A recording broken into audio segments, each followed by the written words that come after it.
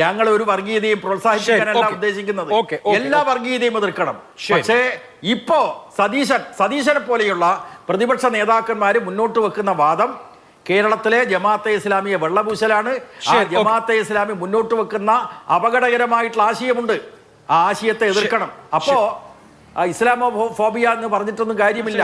P Jayarajan, Vellappally Natesan ആവർത്തിച്ച് നടത്തുന്ന പ്രസ്താവനയിൽ കേരളത്തിലെ മുസ്ലിം ന്യൂനപക്ഷം അസ്വസ്ഥരാണ്, അവരൊരു അരക്ഷിതാവസ്ഥ തോന്നിക്കുന്ന ഘട്ടത്തിലാണ്. ആ സമയത്ത് വെള്ളാപ്പള്ളി നടേശനെ ആവർത്തിച്ച് എൻഡോഴ്സ് ചെയ്യുക, പിന്തുണയ്ക്കുക എന്ന കാര്യം നടക്കുന്നു CPM-ന്റെ ഭാഗത്തു നിന്ന്, അതിൻ്റെ നേതാക്കളുടെ ഭാഗത്തു നിന്ന്. അതിനൊപ്പം ഈ ജമാഅത്തെ ഇസ്ലാമിയെ ചാരി വലിയ ആക്രമണം, അതും മാറാട് തുടങ്ങിയ കാര്യങ്ങൾ ഉന്നയിച്ചുകൊണ്ട് നടത്തുന്നു.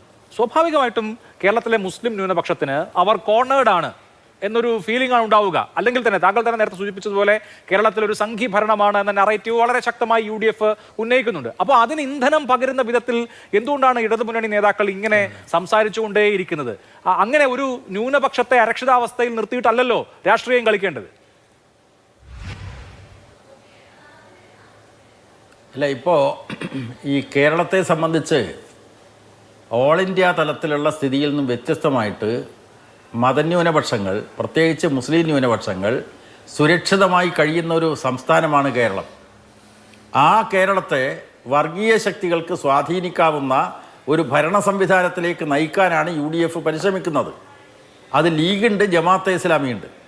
ഇവിടെ അഭിലാഷ് നേരത്തെ BJP പ്രതിനിധിയോട് ചോദിച്ച ചോദ്യം വളരെ പ്രസക്തമാണ്. BJP ഓർമ്മിപ്പിക്കാൻ മടിക്കുന്ന കാര്യം CPIM ഓർമ്മിപ്പിക്കുന്നു എന്നതാണ്. മാറാടിനെ സംബന്ധിച്ച് ഓർക്കാൻ അവർക്ക് വിഷമമുണ്ട്. അത് മനസ്സിലായിരുന്നു നിങ്ങൾക്ക്?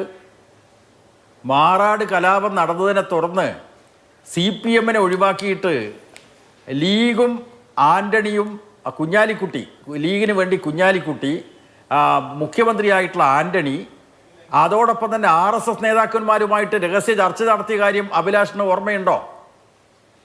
അപ്പോൾ യഥാർത്ഥത്തിൽ CPM-നെ ഒഴിവാക്കി, CPM-നെ പോലെയുള്ള ഒരു മതനിരപേക്ഷ ശക്തിയെ ഒഴിവാക്കി അന്ന് ഭരിച്ചിട്ടുള്ള ആൻ്റണി ലീഗിനെയും കൂട്ടി RSS-ഉമായിട്ട് കൂടിയാലോചന നടത്തി.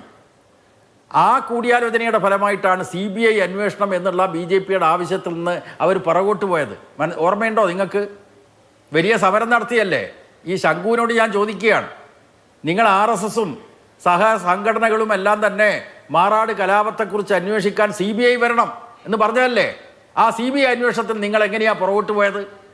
ഇവിടെ സജീവൻ മാധ്യമപ്രവർത്തകൻ എന്ന നിലക്ക് നടത്തിയിട്ടുള്ള യത്നത്തെ പറ്റി പറഞ്ഞു, ഞാനതിനെ മാനിക്കുന്നു.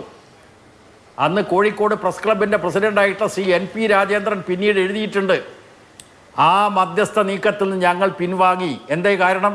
രാജേന്ദ്രൻ എന്താ പറയാൻ കാരണം? അതിൽ പല കൊടുക്കലും വാങ്ങലുകളും ഉണ്ടാവാം. ആ കൊടുക്കൽ വാങ്ങലിനെ അടിസ്ഥാനപ്പെടുത്തി കേരളത്തിലെ RSS-ഉം അതുപോലെ തന്നെ ലീഗ് നേതൃത്വവും തമ്മിൽ നേരിട്ട് കൂടിയാലോചന നടത്തി. BJP-യുടെ ആവശ്യത്തിൽ നിന്ന് പിൻവാങ്ങിയല്ലോ, CBI അന്വേഷണം അവർ ഉപേക്ഷിച്ചല്ലോ. അപ്പോൾ അഭിലാഷ് ചോദിച്ചിട്ടുള്ള ചോദ്യം വളരെ പ്രസക്തമാണ്. എന്തുകൊണ്ട് BJP ഓർമ്മിപ്പിക്കുന്നില്ല എന്ന് ചോദിച്ചാൽ ആ പഴയ ഡീലൊക്കെ പറയേണ്ടി വരും. ഇവിടെ ഷിബു മീരാനോട് ഞാൻ ചോദിക്കുകയാണ്, ഈ വടകര ബേപ്പൂർ മോഡൽ ആരാ ഉണ്ടാക്കിയത്? CPM ആണോ? CPM-നെ സംബന്ധിച്ചിടത്തോളം എല്ലാ വർഗീയ ശക്തികൾക്കും എതിരായിട്ടുള്ള ഉറച്ച നിലപാടാണ്. RSS-ഉമായിട്ട് വിട്ടുവീഴ്ച കൂടാതെയുള്ളൊരു നിലപാടാണ് CPIM സ്വീകരിക്കുന്നത്. കോൺഗ്രസ് മൃദു ഹിന്ദുത്വ നിലപാട് സ്വീകരിക്കുമ്പോൾ അതിന് ശക്തമായിട്ട് വിമർശിച്ച പാർട്ടിയാണ് CPIM. ഞാൻ നേരത്തെ തൊടുപുഴയിലെ സംഭവം ഓർമ്മിപ്പിച്ചത് നിങ്ങൾ അന്ന് എടുത്തിട്ടുള്ള നിലപാടിനെ ഞാൻ അനുകൂലിക്കുന്നു. 2010 തൊടുപുഴ ന്യൂമാൻസ് കോളേജിലെ അധ്യാപകനായിട്ടുള്ള ജോസഫ് മാഷയുടെ കൈവെട്ടിയ സംഭവത്തെ തുടർന്ന് മതസംഘടനകളുടെ യോഗം വിളിച്ചു. മാധ്യമം പത്രം, ജമാഅത്തെ ഇസ്ലാമിയുടെ കേരളത്തിലെ പത്രം, ഈ ജോസഫ് മാഷ് കുറ്റവാളിയാണ്, അദ്ദേഹം മതനിന്ദ നടത്തിയിരിക്കുന്നു, അദ്ദേഹം നബി തിരുമേനി ആക്ഷേപിച്ചിരിക്കുന്നു എന്നൊക്കെ വാർത്ത കൊടുത്തിട്ട് മുസ്ലിങ്ങളിൽ മതവികാരം ഇളക്കി വിട്ടപ്പോൾ അതിന് നേതൃത്വം കൊടുത്ത ജമാഅത്തെ ഇസ്ലാമിയെ ഒഴിച്ചുകൊണ്ട് കോട്ടക്കലിൽ വെച്ച് മതസംഘടനാ യോഗം വിളിക്കാൻ മുസ്ലിം ലീഗ് നേതൃത്വം തയ്യാറായി. പക്ഷെ ആ നിലപാട് നിങ്ങൾ തുടർന്നോ? നിങ്ങൾ അതിനെ തുടർന്ന് മാധ്യമം പത്രത്തിലെ ലേഖനത്തോടു കൂടി ലീഗിനെതിരായിട്ട് അതിശക്തമായിട്ടുള്ള വിമർശനം ദാവൂദും കൂട്ടരും ഉന്നയിച്ചപ്പോൾ നിങ്ങൾ കീഴടങ്ങി. ഇപ്പം നിങ്ങൾ കീഴടങ്ങിയിരിക്കുകയാണ്. സുന്നി പണ്ഡിതന്മാർ കൃത്യമായി പറഞ്ഞല്ലോ, ഇങ്ങനെ പോയി കഴിഞ്ഞാൽ ലീഗിനെ ജമാഅത്തെ ഇസ്ലാമി വിഴുങ്ങും. ആ ജമാഅത്തെ ഇസ്ലാമി അപകടകാരിയായിട്ടുള്ള ഒരു സാർവദേശീയ ശക്തിയാണ്. ഇവിടെ മാത്രമല്ല, പാകിസ്ഥാനിലുണ്ട് ജമാഅത്തെ ഇസ്ലാമി, ബംഗ്ലാദേശിലുണ്ട് ജമാഅത്തെ ഇസ്ലാമി, ശ്രീലങ്കയിലുണ്ട് ജമാഅത്തെ ഇസ്ലാമി, കാശ്മീരിൽ പ്രത്യേക ജമാഅത്തെ ഇസ്ലാമി ഉണ്ട്. അവരെല്ലാം ചേർന്നുകൊണ്ട് നടത്തുന്ന നീക്കം മതനിരപേക്ഷതയ്ക്ക് പേര് കേട്ട സംരക്ഷിത തുരുത്തായിട്ട്, മതനിരപേക്ഷതയുടെ സംരക്ഷിത തുരുത്തായിട്ട് അവശേഷിക്കുന്ന ഈ കേരളം ഇന്ത്യയിലെ മറ്റിടങ്ങളിൽ നിന്ന് വ്യത്യസ്തമാണ്. ആ കേരളത്തിൻ്റെ മതനിരപേക്ഷ ശൃംഖലയെ അല്ലെങ്കിൽ മതനിരപേക്ഷതയെ തകർക്കുന്ന നീക്കമായിരിക്കും ഈ ശക്തികൾക്ക് ഭരണസ്വാധീനം ഉണ്ടായാൽ കിട്ടുക. ഇതാണ് എ കെ ബാലൻ പറഞ്ഞത്. ഞാൻ വേറൊരു കാര്യം ചോദിക്കട്ടെ.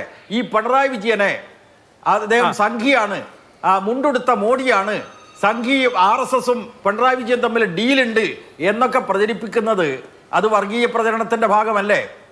കേരളത്തിലെ ന്യൂനപക്ഷങ്ങളെ തെറ്റിദ്ധരിപ്പിക്കാൻ വേണ്ടിയല്ലേ? ഞാൻ ഓർക്കുകയാണ് 1971 അവസാനമാണ് തലശ്ശേരിയിൽ വർഗീയ കലാപമുണ്ടായത്.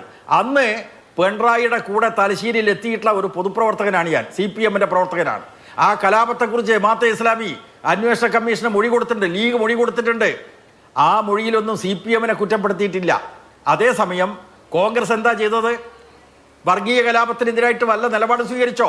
ആ കലാപത്തിനെതിരായിട്ട് നെഞ്ഞുയർത്തി പ്രവർത്തിച്ചിട്ടുള്ള ശക്തി, വർഗീയ ശക്തികളുടെ, ഹിന്ദുത്വ ശക്തികളുടെ, RSSന്റെ ഭീഷണിക്ക് മുമ്പിൽ വഴങ്ങാതെ സംഘർഷബാധിത പ്രദേശങ്ങളിൽ സഞ്ചരിച്ച ഒരു നേതാവാണ് കേരളത്തിന്റെ മുഖ്യമന്ത്രി. ആ മുഖ്യമന്ത്രിയെ സംഘിയാണ് എന്ന് പ്രചരിപ്പിക്കുന്നത് ഏത് വർഗീയതയുടെ ഭാഗമാണ്? അപ്പൊ അതിലൊരു വർഗീയതയുണ്ട്. ഞങ്ങൾ ഒരു വർഗീയതയും പ്രോത്സാഹിപ്പിക്കാനല്ല ഉദ്ദേശിക്കുന്നത്. എല്ലാ വർഗീയതയും എതിർക്കണം. പക്ഷേ ഇപ്പോ സതീശനെ പോലെയുള്ള പ്രതിപക്ഷ നേതാക്കന്മാര് മുന്നോട്ട് വെക്കുന്ന വാദം കേരളത്തിലെ ജമാഅത്തെ ഇസ്ലാമിയെ വെള്ളപൂശലാണ്.